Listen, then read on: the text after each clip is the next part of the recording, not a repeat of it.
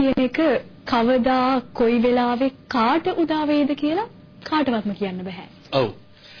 මේකට හොඳම උදාහරණ අපිට පහුගිය දවස්වල ලැබුණේ ලුණුගම්වෙහෙර පැත්තෙන්.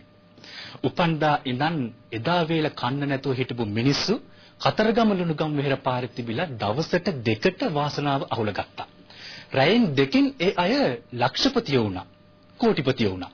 ඒත් එක අවාසනාවන්තයෙක් අවුරුදු ගාණක් තිස්සේ කෝටි ගාණක මේ මැණික් නිදිය පාග හිටියා. ඒ අවාසනාවන්තයාගේ දුක්බර කතාවයි දැන් අපි මේ ඔබට කියන්න යන්නේ. අවුරුදු 23ක් වුණු රංග චන්දන මේ කියන්නේ මෑත ඉතිහාසයේ අපිට අහන්න ලැබුණු අවාසනාවන්තම කතාව. අවුරුදු 10ක් තිස්සේ රංග තම්මෙන්නාවේ තියෙන මේ ඉඩමේ එක දේවල් වගා කළා. ඒ විතරක් නෙවෙයි ජීවිතේ ගොඩ දාගන්න. එයා මේ ඉඩමේ gadol පවා කැපුවා. අවුරුදු ගාණක් වගා කළාට රංගලට මේ ඉඩමේ නීත්‍යානුකූල අවසරයක් තිබුණේ නැහැ. මොකද මේ ඉඩම රජයට අයිති එකක්. මේ ඉඩමේ ගයක් හදාගන්න හිතාගෙන එයා ලුණුගම්වෙහෙර කතරගම අලුත් පාර හදන වැඩේට මේ ඉඩමෙන් පස් දුන්නා.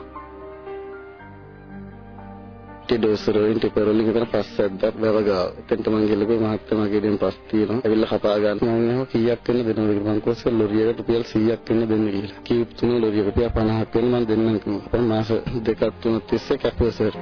ඒ ගෙනිච්ච පස් වලින් තමයි ලුණුගම්වෙහෙර මිනිස්සු වාසනාව අහුලගත්තේ. බැකෝ දාලා කන්ද කැපුව නිසා කයක් හදන්න නම් ඉඩම ඕන තරම් ඉඩ ලැබුණා. හැබැයි ඒ වෙනකොටත් අවුරුදු 10ක් තිස්සේ වගාවට උට්ටුණු මේ ඉඩමට ඇතුල් වෙන්න රංගට තහනම් වුණා. හේතුව මැණික් ඉල්ලමත් එක්ක මේ ඉඩම තහනම් ප්‍රදේශයක් බවට පත්වෙච්ච නිසා. සර් මම අවුරුදු ගානක් කෙන්ගෝතෙන් කරාම මම දන්නේ නැහැ කෝටි ගානක් මේකයට තියෙනවා මැණික් තියෙනවා කියලා. මට කිසිම දෙයක් කරගන්න හම්බුනේ නැහැ. සරුණාපර සංස්ථාවෙන් ගණන් ඔක්කොම කෝටි ගානක් සල්ලි රජයට ගත්තා. රංගට අවුරුදු 4ක දරුවෙක් ඉන්නවා. ඒ විතරක් නෙවෙයි එයාගේ බිරිඳට තව දරුවෙකුත් ලැබෙන්න ඉන්නවා. අද ඒගොල්ලන්ට යන්න එන්න තැනක් නැහැ.